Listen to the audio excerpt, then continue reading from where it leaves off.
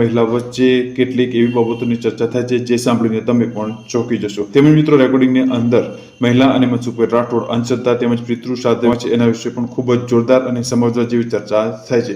આ છે મિત્રો આ મહિલા જે છે એની સાથે બોળાદની અંદર પણ એક કિસ્સો બની ગયો છે, તેની પણ ચર્ચા આ મનસુખ રાઠોડ સાથે આ મહિલા કરી રહી છે. તો મિત્રો તમે પણ સાંભળો કે આ મહિલા સાથે શું કિસ્સો બન્યો હતો. તેમજ મિત્રો જો પહેલા તમે ચેનલ ઉપર નવા છો તો ચેનલને હાલ જ સબસ્ક્રાઇબ કરી દેજો અને બાજુમાં આપેલું બેલ આઇકન પણ દબાવી. અસ્મિતા બોલું હું અસ્મિતાબેન,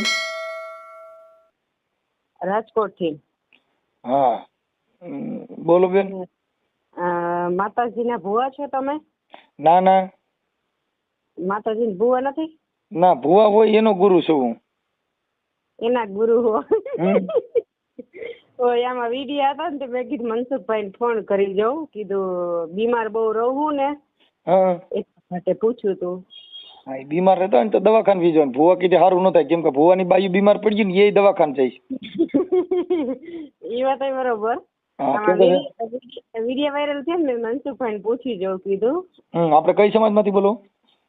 પટેલ, લેવા પટેલ. ઠીક ઠીક બેન. એટલે એમાં અંધશ્રદ્ધામાં નહીં પડવાનું, કેમ કે બૈરાઓમાં એવી શોષી હોય, પણ એમાં પડવાનું જ નહીં. દવાખાને જવાનું, કોઈ રોગ હોય તો એની લેબોરેટરી ડોક્ટર સલ્ટી એના ઉપરથી તમારી બધી સારવાર થઈ જાય.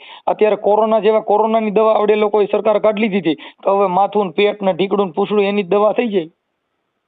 ઈ વાત સાચી ભાઈ. તમારા વિડિયો જોયો ને એટલે અમુક છે ને આપણા મનથી મક્કમ થઈ જવાનું, એટલે આપણે અમુક બીમારી તો ખાલી મનથી વહી જાય. હા, ઈ વાત સાચી અને તમારી. અમુક બીમારી છે ને આપણા હૃદયથી મોરા પડી જાય, હરેરી જાય તોય અડધી બીમારી આવી જાય. હા, ધીંગાણા